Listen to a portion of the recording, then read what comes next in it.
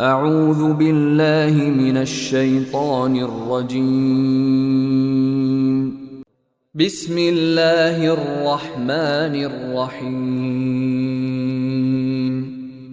لم يكن الذين كفروا من أهل الكتاب والمشركين منفكين حتى تأتيهم البينة.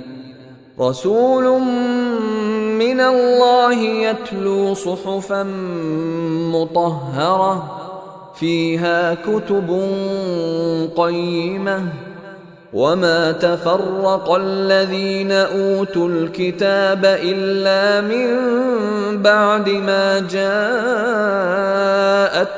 البينة وما أمروا إلا ليعبدوا الله مخلصين له الدين حنفاء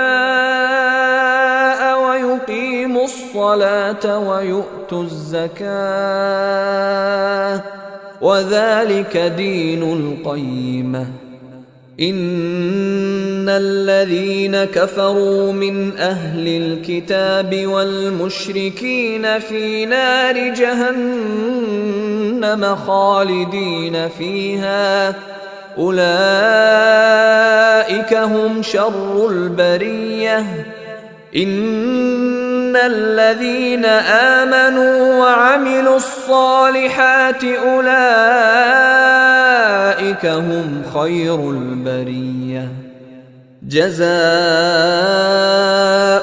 عند ربهم جنات عدن تجري من تحتها الأنهار خالدين فيها أبدا رضي الله عنهم ورضوا عنه ذلك لمن خشي ربه.